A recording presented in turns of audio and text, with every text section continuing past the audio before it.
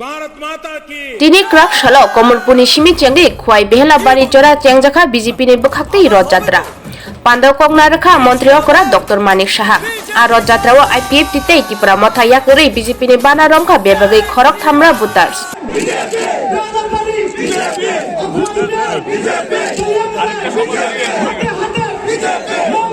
আজ আমরা দেখতে পাচ্ছি যেখানে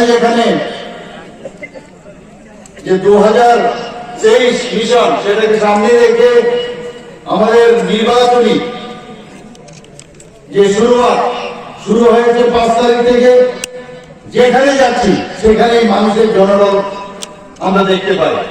গতকালও আমি সাউথে গিয়েছি, সেখানেই আমরা বিশেষ করে জনজাতি ভাই বোনদের মধ্যে যে আনন্দ উৎসাহ সেটা কিল্লাতে আমি দেখতে পেয়েছি।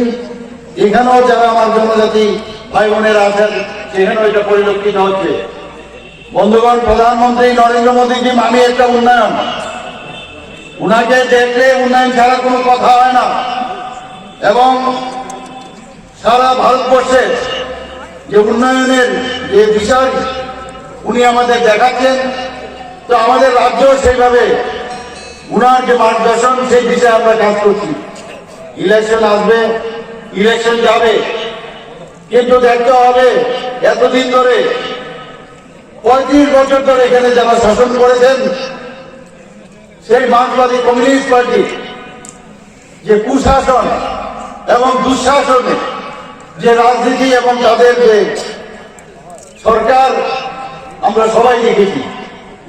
উনাদের সময়ে বিভিন্ন জায়গায় সারা ত্রিপুরায় খুন সন্ত্রাসের রাজনীতি আমরা দেখেছি, আমরা নির্বাচনোত্তর সন্ত্রাস আমরা দেখেছি, মা বোনদের ধর্ষণ আমরা দেখেছি, ইফটিজিং থেকে শুরু করে আমাদের যারা বিরোধী দলে ছিল তাদের ত্রিপুরা ছেড়ে নির্বাচনের পর মানুষ বাইরে চলে যেতে হতো। সেই জায়গা থেকে আজকে আমরা মুক্তি পেয়েছি এবং আমাদের মুক্তিদাতা আমাদের যশস্বী প্রধানমন্ত্রী নরেন্দ্র মোদীজি এবং 2018-তে আমাদের বর্তমান যে গৃহমন্ত্রী উনি সর্বভারতীয় সভাপতি ছিলেন, উনার হাত ধরে 2018-তে আমাদের এই ভারতীয় জনতা পার্টির নেতৃত্বাধীন যে সরকার সেটা প্রতিষ্ঠিত হয়েছিল। আমাদের সরকার স্বচ্ছনীতিতে বিশ্বাস করে মানুষের জন্য কাজ করতে চায়। প্রধানমন্ত্রীর যে সরকার কেন্দ্রে চলছে, কোথাও কোনো অস্বচ্ছতার কোনো লক্ষ্য আমরা দেখি না এবং ত্রিপুরা তো আমরা স্বচ্ছতার সাথে আমরা কাজ করি। সেখানে জিআরবিটি রেজাল্টে যেগুলো করা এর মধ্যে আমরা প্রকাশ আমরা করেছি, কোথাও কোনো রকম অশান্তির লক্ষণ নেই, কেউ কোর্টে যাবে না। আমরা নেট পাস করা সমস্ত যারা ক্যান্ডিডেট ছিল তাদেরকে আমরা চাকরি দিয়েছি।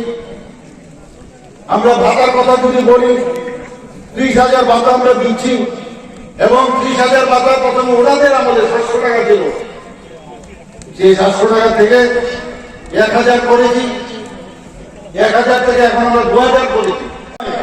নতুন করে মুখ্যমন্ত্রী সহায়ক প্রকল্প করে আরেকটা ভাষা 30,000 লোকদের আমরা দিচ্ছি। কোথাও অস্বচ্ছতার কোন রকম ওনাদের সময়ে কমিউনিস্টদের সময়ে যেভাবে কেরার দেখে দেখে দেওয়া হতো আমরা সেইভাবে দিই না। আমাদের কাছে সিপিএমই করো, কংগ্রেসই করো, বিজেপি করো, তৃণমূল করো,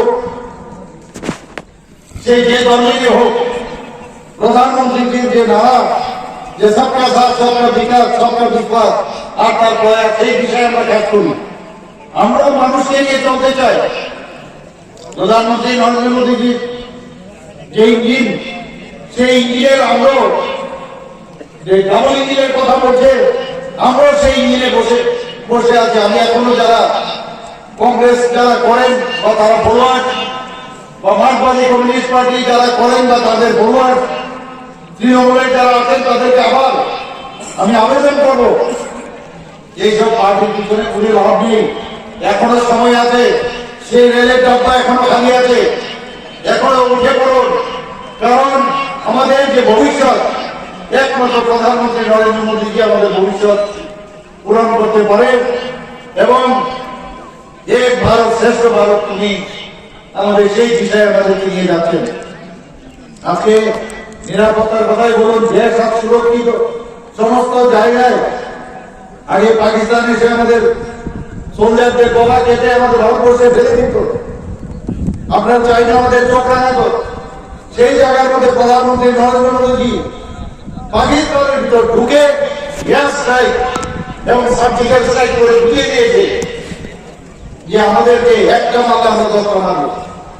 সব জায়গায় আমাদের এখন সুরক্ষিত বিভিন্ন ভাবে।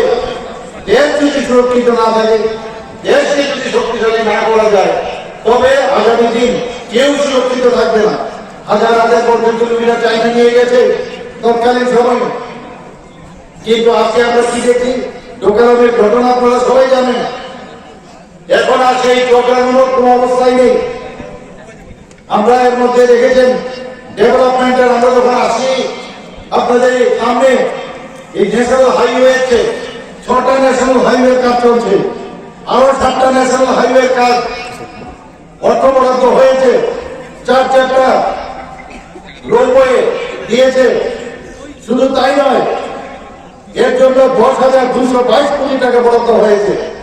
আমাদের NH-08 যে লাইফ লাইন, আমাদের যে ন্যাশনাল হাইওয়ে, সেটাকে 4 লেনের করা হচ্ছে। যখন আমি গুয়াহাটি গেছি, আমাদের মাননীয় ইউনিয়ন মিনিস্টারকে আমি যখন অনুরোধ করলাম যে NH-08 আমাদের লাইফ লাইন, আপনি এটাকে 4 লাইনের ব্যবস্থা করুন, সেই মতো তিনি ডিক্লেয়ার করে দিলেন। এখানে ভারতীয় জনতা পার্টি দল চলছে, এখানে যার গার্জিয়ান হচ্ছে প্রধানমন্ত্রী নরেন্দ্র মোদীজি, যার গার্জিয়ান হচ্ছে অমিত শাহজি, যার গার্জিয়ান হচ্ছে জেপি নাড্ডাজি। এখানে এত সহজে কিচ্ছু হবে না, কোনো লাভ হবে না। আমাদের সরকার অনেক শক্তিশালী এবং তার কারণ এবং আমাদের পার্টি শক্তিশালী এই কারণে, কারণ আমাদের সাথে বিস্তার প্রমুখ আছে, আমাদের সাথে 7টা মোর্চা আমাদের সাথে আছে, আমাদের সাথে শক্তি কেন্দ্রের ইনচার্জ আছে, আমাদের সাথে মন্ডল আছে, আমাদের সাথে 28টা ডিপার্টমেন্ট আছে, বিভিন্ন স্তরে আমাদের কার্যকর্তা চারিদিকে এমন ভাবে আমরা শক্তিশালী, এর মধ্যে ঢুকে আসা সহজ নয়। তা আমি এখনো ওনাদেরকে আবার হুঁশিয়ারি দিচ্ছি, এইসব চেষ্টা থেকে বিটা চেষ্টা করবেন না, আর স্বপ্ন দেখবেন না। আমরা জাতি জনজাতি এই যে বন্ধন, সেটাকে আমরা সুদৃঢ় করতে চাই।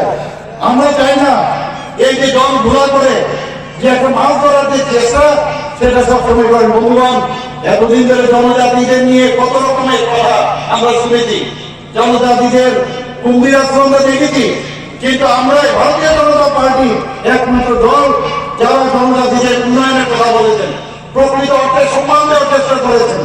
আজকে এয়ারপোর্টের নাম যে সিঙ্গাপুর এয়ারপোর্ট ছিল আগরতলায়, এবং তার প্রতিষ্ঠাতা কে ছিল?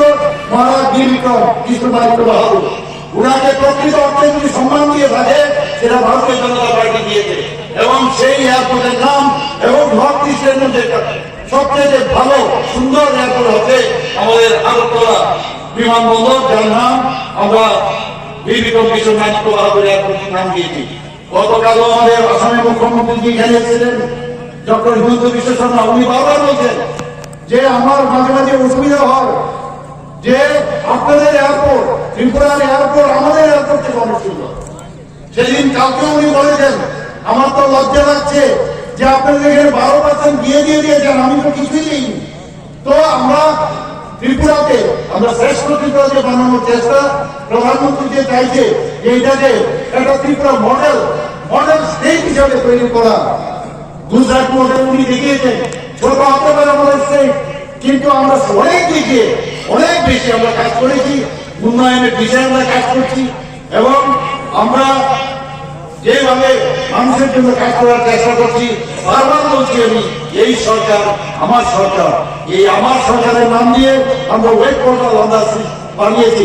যে কোনো জায়গায় কোনো সমস্যা হবে, সেটা গ্রাম পঞ্চায়েতে হোক, ডিসি লেভেলে হোক, সব জায়গায় যে আমাদের জনপ্রতিনিধিরা আছে, প্রতি বৃহস্পতিবার আমাদের ভিলেজ ওয়াকিং করে সেখানে তার সমাধান করা 4 দিনের মধ্যে।